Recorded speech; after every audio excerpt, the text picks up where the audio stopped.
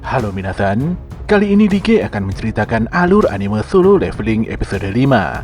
Dike kembali menyarankan agar kalian menonton anime ini secara langsung karena dijamin kalian pasti puas dan tentu saja memiliki pengalaman nonton tersendiri. Tapi jika kalian gak ada waktu, maka mampir ke sini adalah pilihan yang paling tepat karena Dike dengan senang hati akan menceritakan semua kisahnya untuk kalian semua. Sebelum lanjut ke inti cerita, buat kalian yang baru saja menemukan channel ini, ada baiknya untuk subscribe dulu. Jangan lupa juga untuk menyalakan notifikasinya, agar kami semakin semangat untuk menghadirkan konten-konten terbaik buat kalian. Oke, langsung saja. Persiapkan diri kalian and enjoy.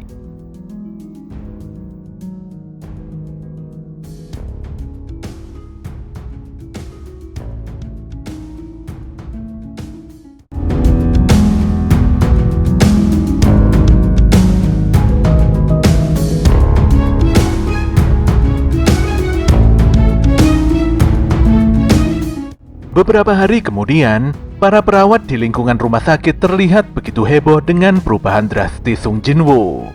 Para wanita itu sangat mengagumi badan Jinwoo yang begitu keren. Namun beberapa dari mereka ada yang tidak tahu kalau sebenarnya Jinwoo adalah hunter kelas E yang biasa saja. Salah seorang perawat pun tidak mempercayai hal tersebut karena perubahan tubuh seperti itu tidak mungkin didapatkan dalam waktu yang relatif singkat. Namun pandangan perawat ini langsung berubah, dan dia benar-benar sangat terperanjat ketika melihat tubuh Sung Jinwoo yang begitu atletis dengan mata dan kepalanya sendiri. Gadis ini pun tersipu malu dan bingung saat Jinwoo menanyakan ada keperluan apa dengan dirinya. Dia lantas menyampaikan kalau hari ini Jinwoo boleh keluar dari rumah sakit karena kondisinya sudah pulih sepenuhnya. Jinwoo pun segera pergi menuju resepsionis untuk menyelesaikan proses administrasi kepulangannya. Pada pagi itu juga, seorang presenter tengah mewawancarai seorang hunter kelas S yaitu Baek Yoonho yang disiarkan secara live di salah satu stasiun TV. Baek adalah salah satu hunter kelas S di Korea dan dia selalu aktif memberikan kontribusi positif untuk negara. Sang presenter pun menanyakan tentang kegiatan sehari-hari Baek ketika tidak sedang menjelajah dungeon. Baek pun menjawab kalau dia selalu berlatih setiap hari dan selalu menempatkan dirinya dalam kondisi siaga. Bahkan sejak Baek masih bekerja sebagai seorang petugas pemadam kebakaran, dia selalu berlatih setiap hari untuk meningkatkan intuisinya. Sementara itu Sung Jinah yang melihat siaran itu langsung mematikan TV karena dia harus bergegas pergi ke sekolah. Saat menemui Jinwoo, dia merasa aneh karena perawakan kakaknya itu nampak berbeda dari sebelumnya. Namun gadis ini hanya tersenyum dan tidak terlalu memikirkan hal tersebut. Setelah Jinah keluar rumah, Jinwoo lantas memeriksa quest hariannya, di mana dia hanya kurang lari sejauh 10 km saja untuk menuntaskan questnya tersebut. Statusnya pun saat ini sudah memasuki level 18, dan dia masih memiliki beberapa ability point yang belum digunakan. Kali ini Sung Jinwoo tidak hanya meningkatkan kekuatannya, namun dia juga meningkatkan kelincahan serta indranya. Sesaat kemudian dia mendapatkan panggilan dari pengelola apartemen. Jinwoo pun meminta maaf karena pada bulan ini masih belum bisa membayar biaya sewa apartemen. Untungnya pengelola apartemen masih bisa mengerti, namun dia meminta pada Sung Jinwoo untuk menunaikan pembayaran secepatnya. Saat ini yang ada di dalam pikiran Jinwoo hanyalah mengumpulkan uang untuk membayar sewa apartemen. Dia pun memeriksa ponselnya untuk melihat pekerjaan hunter. Sayangnya semua iklan hanya menampilkan pekerjaan untuk hunter peringkat D ke atas. Tidak bisa dipungkiri, Jinwoo harus memasuki gate tingkat tinggi untuk menghasilkan banyak uang. Namun Jinwoo langsung mengurungkan niatnya karena dia sadar nantinya akan repot sendiri jika menjadi orang terkenal dan kuat. Dia benar-benar tidak suka jika ada awak media yang berisik dan terus mengincarnya.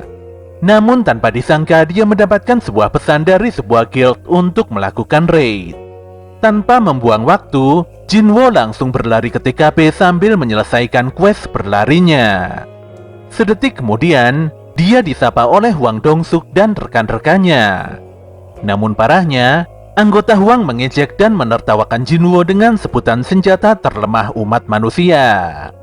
Hal ini pun membuat Huang langsung meminta maaf pada Jinwo atas kelakuan buruk teman-temannya. Sung Jinwo sendiri nampak santai karena dia sudah terbiasa dengan sebutan tersebut. Di sini Huang meminta Jinwo hadir hanya untuk menggenapkan jumlah rombongan hunter. Untuk bisa memasuki dungeon peringkat C, setidaknya diperlukan 8 orang hunter. Dan dikarenakan anggota party ini berperingkat C ke atas, maka Jinwo tidak bisa ikut berburu serta tidak diberikan penghasilan dari batu sihir. Pun demikian, Huang berjanji akan mengubah Jinwo sebagai anggota tambahan dengan uang tunai sebesar 2 juta. Sung Jinwo lantas memeriksa status party Huang Dongsuk, di mana memang mereka berperingkat C dan D. Jinwo pun mendapatkan tugas untuk membawa barang-barang yang berisi banyak peralatan dan perbekalan. Ketika Jinwo menanyakan mengapa party ini tidak memiliki healer, Huang langsung menjawab dan memberikan alasan yang sangat masuk akal. Faktanya para healer memang begitu sulit direkrut untuk unit penyerang pribadi seperti partinya Huang. Walau agak cemas dan sedikit curiga, namun Jinwo tetap setuju dengan menandatangani kontrak yang diberikan Huang. Saat itu muncul seorang pemuda yang menyapa Jinwo dengan penuh semangat. Hunter kelas D ini bernama Yo Jinho, di mana dia juga dipanggil kemari untuk menggenapkan rombongan. Jinho pun menenangkan Jinwo, karena dia pasti akan melindungi Jinwo dengan segenap kekuatannya. Mereka semua pun mulai bersiap untuk melakukan raid. Walau gate di hadapan mereka sangat besar dan aneh, namun mereka tetap masuk karena gate ini telah dicek oleh tim penyelidik dari Asosiasi Hunter. Saat pertama kali memasuki gate, semuanya pun nampak bingung karena keadaan begitu gelap gulita. Huang pun meminta Zhou Yuhuan untuk membuat sihir sinar penerangan. Keadaan gua ini pun jadi mengingatkan Jinwo akan insiden kuil Kartenon. Mereka semuanya pun tiba di persimpangan jalan. Hingga saat ini tidak ada seekor monster pun yang datang mendekat. Jinwo sadar kalau para monster bukannya tidak ada, namun mereka masih bersembunyi. Dengan intuisinya, Jinwo mengingatkan semua orang kalau musuh yang datang adalah monster tipe serangga. Para hunter pun waspada setelah Sung Jinwo berkata kalau monster menyerang dari lubang atas. Monster yang diketahui bertipe semut ini langsung menyerang Huang Dongsuk yang telah mengeluarkan skill provokasi. Para monster pun dibantai habis setelah Yuhuan melemparkan skill ultimate-nya yang membakar para semut hingga tidak berdaya. Jinwo menilai kalau kerjasama party Huang Dongsuk cukup baik walau terkadang agak ngawur. Sementara Yo Jinho terbantu oleh persenjataan yang bagus meski minim sekali pengalaman. Walau demikian, entah mengapa Sung Jinwo merasa begitu jengkel. Kini semua monster semut telah dikalahkan. Semuanya pun begitu senang memanen batu sihir untuk dibawa pulang. Huang pun berterima kasih pada Jinwo karena peringatan Jinwo tadi telah menyelamatkan semua orang. Jinwo pun bersikap santai karena dia hanya bergerak berdasarkan intuisinya saja. Sedetik kemudian, Yuhuan menyampaikan pada Huang kalau ada monster semut yang terluka akibat gigitan monster lainnya. Nampaknya di dungeon ini telah terjadi perebutan wilayah kekuasaan di antara para monster. Hal ini mengindikasikan kalau di tempat ini ada monster yang jauh lebih kuat dari yang lainnya. Para hunter ini pun melanjutkan penyisiran dungeon yang ternyata jauh lebih luas dari yang diperkirakan. Dari pembicaraan Jinwo dan Jinho, diketahui kalau luas dungeon tidak ada pengaruhnya dengan peringkat. Yang bisa mempengaruhi peringkat suatu dungeon hanyalah gelombang energi sihirnya. Walau hanya bertugas membawakan peralatan saja, namun Jinwo mulai curiga karena tugas ini terlalu enteng, apalagi bayaran setelahnya sangatlah besar. Mereka pun kembali menemukan sekawanan monster semut yang terluka, walau sudah berjalan sangat jauh ke dalam dungeon. Hal ini jelas aneh, apalagi tidak ada sosok monster lain yang bisa ditemukan. Disinilah mereka menemukan sebuah lorong yang dipenuhi dengan jaring laba-laba. Mereka pun melangkah lebih dalam lagi sambil membabat beberapa jaring yang menghalangi jalan. Para hunter pun dibuat sangat kaget karena mereka menemukan kristal mana dalam jumlah yang sangat banyak sekali. Meski harganya lebih murah dari batu sihir, tapi jika jumlahnya sebanyak ini maka harganya bisa mencapai 1 miliar. Huang pun benar-benar sangat bersemangat. Dia ingin memamerkan hasil buruannya kali ini pada adiknya. Selain itu, dia juga ingin menggunakan kristal mana ini sebagai aset untuk memperbesar unitnya. Jinho pun meminta kontrak yang ditandatangani oleh Sung Jinwo sebelumnya. Pemuda yang sangat paham hukum ini lantas bertanya pada Hwang Dong-suk untuk mengkaji ulang kontrak yang ditandatangani Sung Jinwo. Di dalam kontrak, Jinwo memang tidak berhak mendapatkan batu sihir. Namun kristal mana berbeda dengan batu sihir. Jadi Jinho meminta pada Hwang agar kristal mana ini juga diberikan pada Sung Jinwo. Hwang pun tersenyum dan memastikan kalau kristal mana akan dibagi secara adil.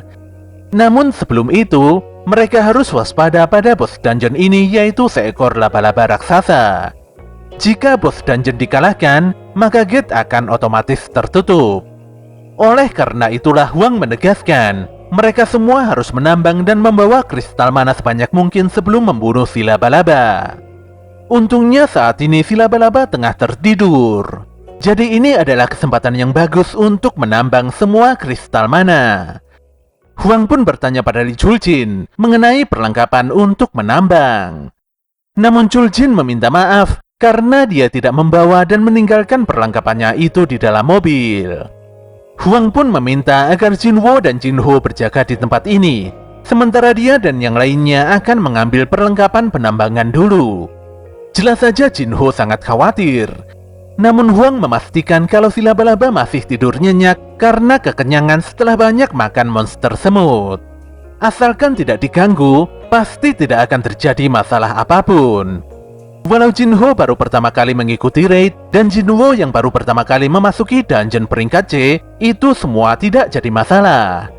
Dengan senyuman lebar, Hwang meminta pada kedua pemuda tersebut untuk mempercayainya.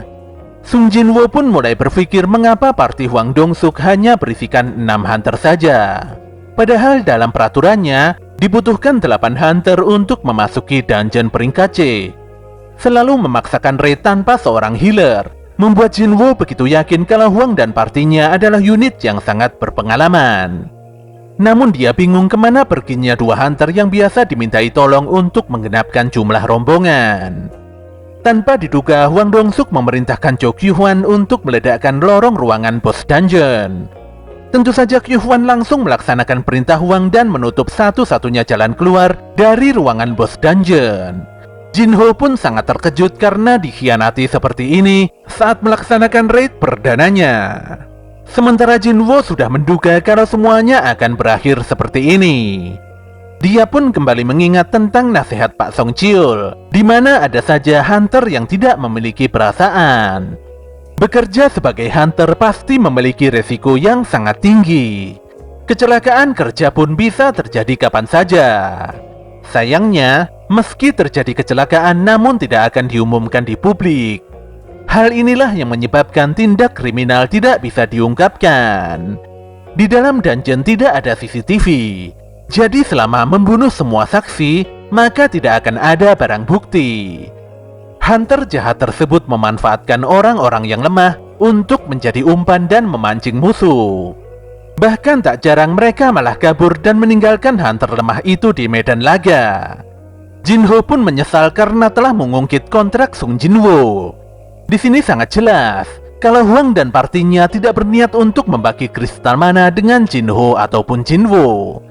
Ledakan sebelumnya membuat si laba-laba terbangun dan mengamuk. Jinho pun meminta Jinwo untuk berlindung di belakangnya. Namun Jinwo malah maju dan meminta Jinho untuk diam di tempatnya saja. Jelas saja Jinho sangat bingung sekali. Apalagi Jinwo yang merupakan hunter kelas E ini mengatakan kalau dialah yang akan membereskan si laba-laba. Jinwo pun mulai mengeluarkan belati taring racun kasakannya untuk membantai bos dungeon yang berada di hadapannya.